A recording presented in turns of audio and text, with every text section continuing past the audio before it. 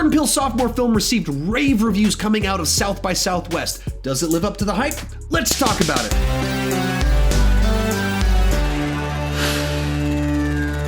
After a family takes a trip to the beach, they find their lake house being invaded by a family that looks identical to them. Get Out was such an interesting directorial debut that I was naturally curious about whatever Jordan Peele was going to do next. But before I give my take on it, go ahead and tell me down below in the comment section, what did you think about Us? Did it live up to the hype? Did it live up to Get Out? Or was it another disappointment, another example of the sophomore jinx?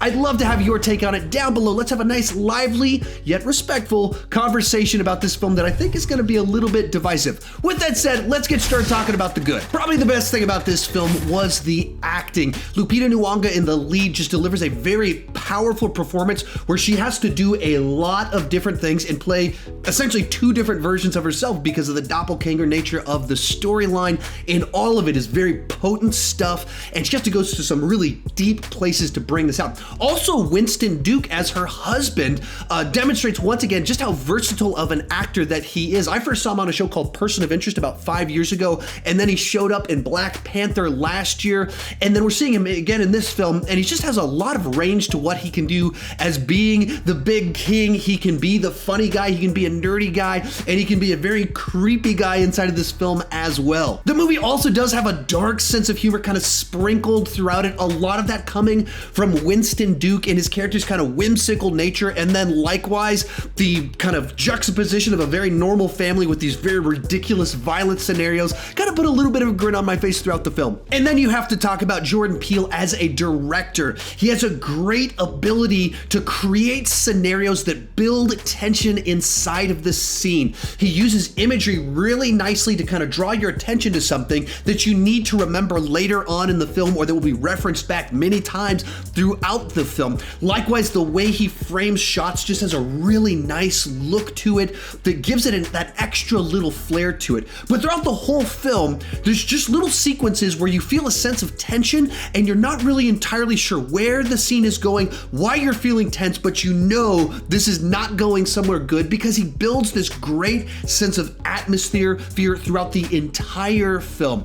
With all that said, let's move on to the mixed aspects of this film. The thing here is that this movie is a very odd mix of both keeping me guessing as to where it's going while at the same time being extremely predictable. On the one hand, as we were going through the film, all the way up until the last few minutes, I had no idea where the story was headed.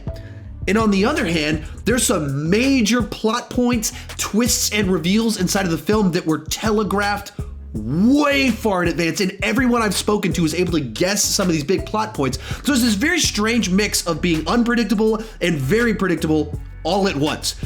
From there, let's move on to the negative. And unfortunately for me, as strong as the individual pieces of this film were, overall, it did not come together as a whole to work. When it's just a home invasion thriller, it's actually quite effective because of the performances, because of the humor, and because of the way Peele is able to build the tension and suspense inside of sequences. But it wants to be more than that, and it wants to say more than that, and that for me is where the film starts to fall apart. Leading up to the film, Peele had this to say in an interview: "The feeling that we all feel we are the good guy in our own story prevents us from facing our demons.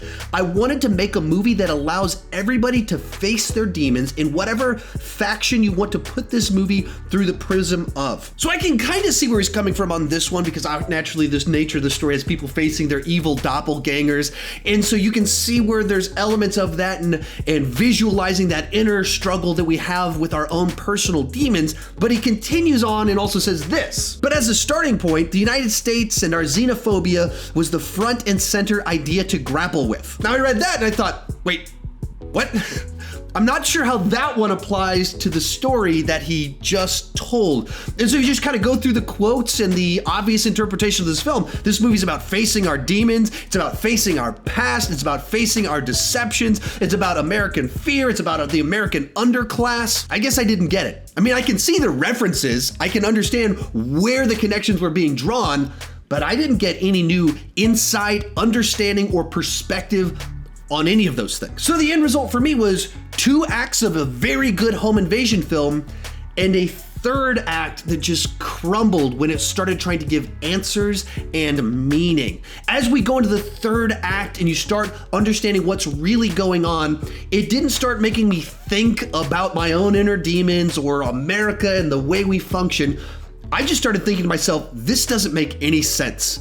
I don't understand how any of this is plausible or ties to any sense of reality. Plot holes, contrivances, lapses in logic. This morning I actually went to the gym with the person I saw the movie with last night, and we spent basically an hour straight talking about all the things about the movie that didn't make any sense to us at all. In his effort to try and make a movie that was important, he made a movie that didn't make a lot of sense. And as it went into the climax and things were in full swing, it started to feel very pretentious to me, and it hadn't felt that way earlier in the film. What makes this especially frustrating is that there really is two good acts, but because the story is built around the answer to a question and the mystery of what's going on, when you get the answer and it doesn't really satisfy you, the whole thing kind of falls apart in the end. Sort of reminded me of the TV show Lost. It starts great, but it builds a bunch of mysteries, and by the time you get to the end of it, you feel like you got cheated along the way. And unfortunately, there's some significant pacing and tonal issues with the film. It drags a good bit at the beginning, and then it feels overly extended towards the end. And then likewise, there's some humor thrown into certain sequences that just feels out of place in light of the fact that a family is being traced by murderers that look exactly like them. The humor might be funny, but it pulls you out of the film, and so it just made the film feel uneven in tone. Real quick before I give you my final score on this one, tell me what you thought about it down below in the comment section. I know a lot of people are loving this film, so I'd love it if you can try and explain some of it. What am I missing inside of this film? If you're one of the people that loved it, let's keep this respectful, though. There's no reason to get angry with people just because they didn't like a film as much as you did. Overall, this film was incredibly frustrating and disappointing for me. In its efforts to try and transcend the horror thriller genre, it just kind of brought the whole thing down for me. But I know a lot of people loved it. I just didn't see what they saw in it. It's a C+ overall, 6 out of 10 on entertainment, but unfortunately, I just can't fully recommend it. But if you're a Get Out fan, you should definitely go check it out. Make up your own mind about this one. It's definitely gonna start some conversations. Tell me your thoughts down below. If you enjoyed this review, click that subscribe button for more like it. Thank you so much for watching, and keep talking movies too much.